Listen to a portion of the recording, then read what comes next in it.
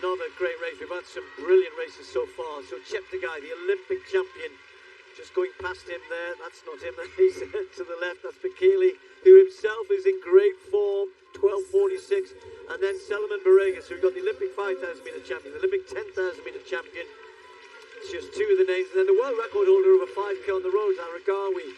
Edris, former world champion. Can he start to give himself a chance of even being selected for Ethiopia? You would imagine with all of their talent and ability at the moment that that's going to be tough. There's Cheptegei. We had been hoping to see Kiplimo here, but told that I think it was a statement was given that personal issues took him back home. He had hoped. He said he's in great shape, was really looking forward to racing with Cheptegei here, but we're going to see him in Monaco in a couple of weeks' time. But for now, let's concentrate on who's here tonight. Cheptegei taking on the Ethiopian, one or two others as well. Quick pace has been asked for under 13 minutes, but we've kind of got used to that as though it's just expected that they're going to go under 13 minutes. But the meeting record, 12:55.23, that is actually held by Edris in the race here. So pacemaking and the lights, of course, will be helping them to do that. And it's almost exactly 62-second laps, Tim. Yes, Edris, bit of an enigma. One of the biggest surprises I can remember for many, many years was his coming out retaining his world title in Doha in 2019. He'd shown no form at all that season, and yet he produced a spectacular finish to win in the Qatari capital. I'll be interested to see how Cheptegei goes here, Steve, the world champion at 10,000 metres. Got enormous strength. I would imagine he'll want to use that here and make it tell perhaps over the last mile or so, the last 4 laps, because there's plenty of fellas here who have got very, very quick legs when it comes to the last 400 metres. He might want to try and take that out of their legs, take the sting out of their legs in the second half. Yeah, he was found wanting for speed, wasn't he, in that race in front? But let's not forget, he's been injured. He's been coming back. I think he will have that race in Florence. Actually, I thought was really good. I think it was so quick. And yes, there are people who are flying. It was Katia Kajalcha in that. So maybe a step forward in this one from what we saw in Florence. So they're all looking at him. He's the one to beat here tonight. You're right. At some point when the paces drop, it's how strong does Cheptegei feel? Can he take it on? Your point about Edris is a good one, though, isn't it? Because I think the Ethiopians are they give him this opportunity because of what he's done in the past to build himself into the team. But you do. But the 5,000 is about who runs quickest, really, more often than not. And yes, they have to go back to their champion. Edris is a racer. Yes. He's not a time trialist. On the other hand, so many of these 5,000 races these days, Steve, and actually the 1,500s with Ingebrigtsen, and he's coming up later on, you don't have any choice but to be in a time trial in effect. The racing now, the art of racing has been much diminished in recent years because these athletes of this era run so hard, generally from the gun on the majority of occasions. 2:34 that first kilometre. It's quick. They were looking for 2:35, so that's really good pacemaking. Yes, spot on. The lights certainly help these days. The pacemakers don't misjudge things. And Tim's point that you don't have this in the major championships. I'm just wondering how long before we don't see lights in the Olympics and the World Championships. So it'll be really interesting. Not pacemakers, but certainly wave lights. That will be something which I wouldn't be too surprised if that happens in the not too distant future. Anyway, at the moment, the pacemakers are doing a great job. They're well strung out, as you'd expect, at this pace. I think the thing is always what happens in the third and fourth kilometre, or certainly the fourth kilometre, when perhaps the pacemakers aren't there. Who's going to take it on? Who's going to try and keep up with the lights, keep the pace hot? Back to this long jump now, Tentoglu. He has the lead, 8:05 in the first round. The only man over 8 metres. Can he do it again? That looks close. That looks close. He is fabulously consistent. This is not, in truth, a vintage era for the long jump, but Tentoglu there in the second round, 8:07. Now, Ehammer was 7:82 his opener, and he improves there to 7:97. So while he moves forward and gets closer to 8 metres, Tentoglu moves slightly further beyond the 8 metre line, and the gap between them 10 centimetres at the moment. Here's Nairn, Laquan Nairn, of the Bahamas. 8:10 this year is his best. He is an 8:22 jumper. That's from last year.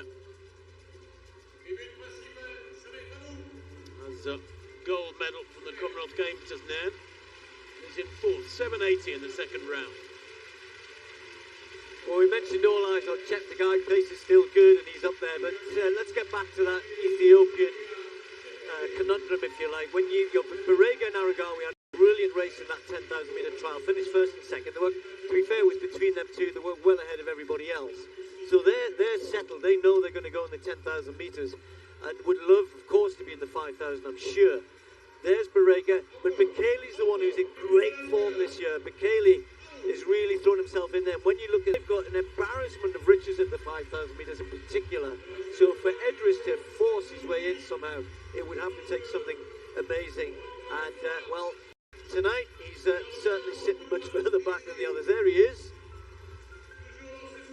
He's a lovely fella, Steve. I was chatting to him in a road race in India. There he is, the left picture in the dark strip. Edris speaks reasonably good English. And so relaxed, a nice fella, but I'm just wondering if his best days are behind him. At 29 now, as you said, there is so much young, fresh, aggressive talent coming out of Ethiopia that is ready to experiment and run hard against the clock. Another sub-62 lap spot on the front, but the pacemakers have gone already. So it's Aregawi taking it up from Bekele. Aregawi fresh from that big 10,000 metre race I just mentioned. Gebriwet hanging in there, which is great.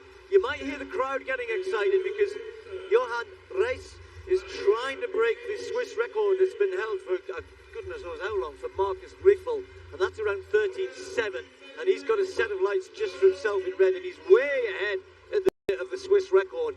Early stages for him, but we'll keep an eye on that as well. That's what the crowd are really getting into, but they're also watching at the front. Right, back to this long jump. And the Philip Pravdica now. Oh, big stutter there, big clip. Well, cutting in the stride before that second round effort. He jumped 7.65 his opener. Remember Ted Cochran leads with 8.07 in round two. Simon Ehammer, the Swiss athlete, in second, 7.97 in round two. Pravdica there, 7.83 in round two, puts him into third place. European champion Wilma Murto of Finland in the pole vault, second attempt, 4.61, and she gets it. Well, these women pole vaulters really are entertaining the crowd on that top bend. A very, very high standard in terms of the women who are here, and it would be great to see a few of them take this bar higher tonight. We've had some wonderful competition here in Lausanne over the years. I remember one night with Lisek, and just that backdrop, the sky, the cityscape in the background as well. But Tim, this race is 5,000. Aregawi has picked the pace up in a way which I don't think many would be expecting.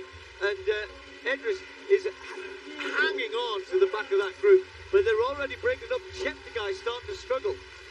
Interesting, isn't it? Yeah, Cheptegei sweating up a lot there. And Aregawi, but the 2K time was 5:09.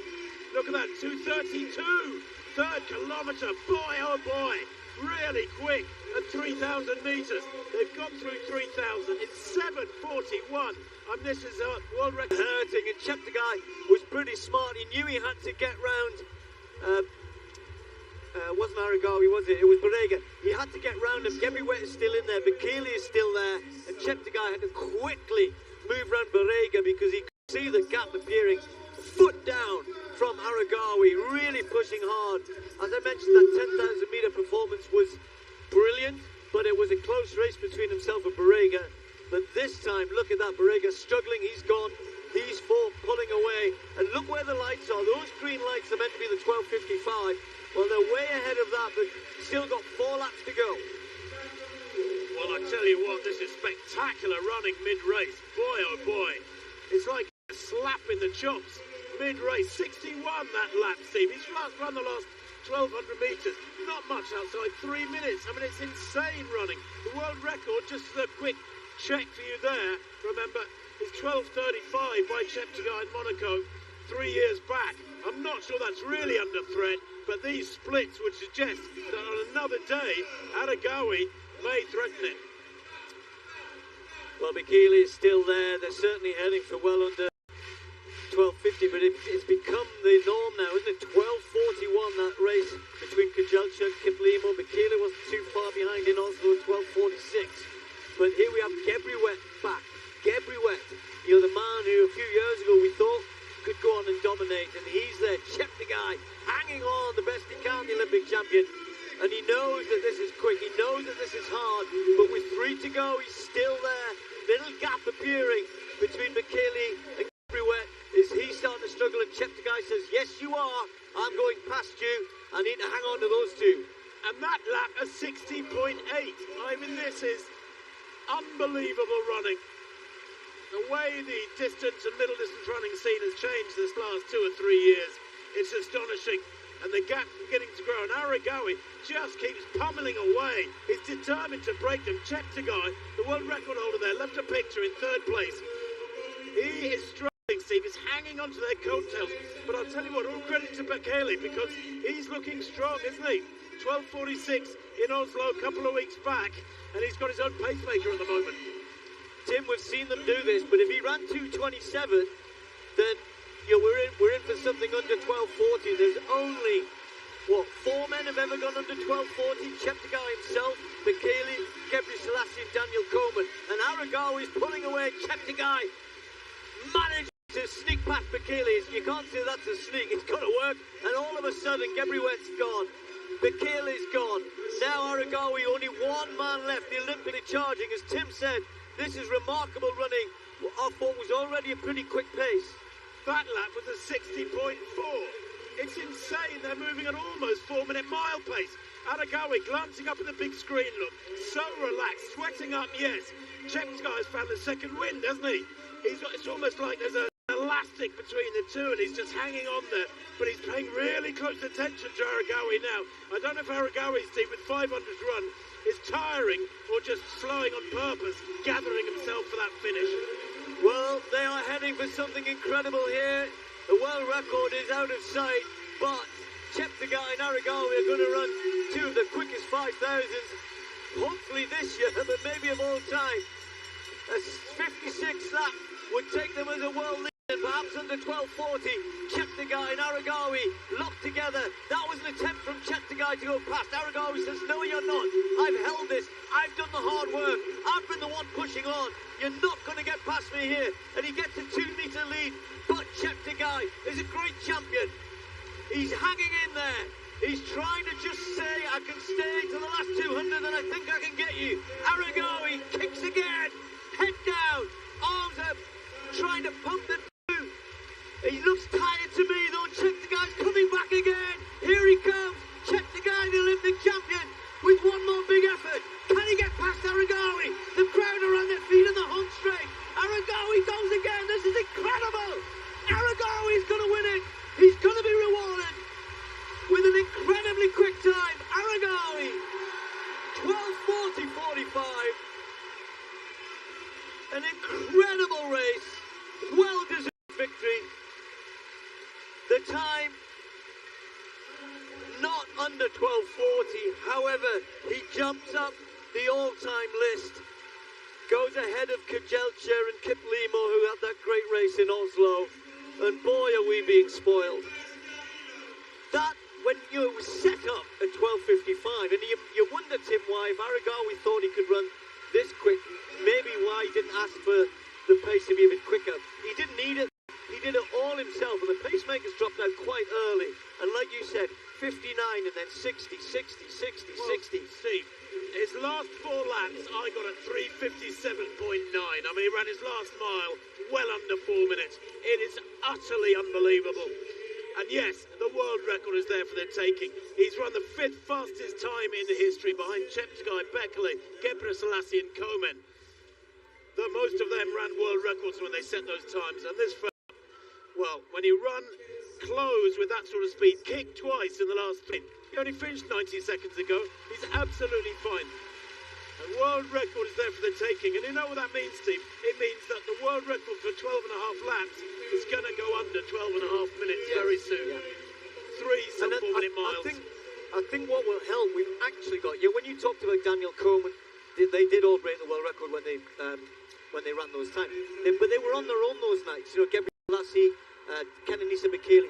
We have got races here where guys are kicking on the last lap, trying to win the race. To win the race, you're having to run 12:41 in Oslo, 12:40 here, just to win. So it's the fact that we've got so many guys running these quick times together. Surely they're going to push each other into the 12:30s. And who knows, as you said, world record and maybe getting close to the 12:30 mark itself. This was, we had a great race in Florence, great race in Oslo, another one here. And remember at one time people were saying, let's not have 5,000s in the Diamond League. I know. But the pacemakers, wonderful job for them.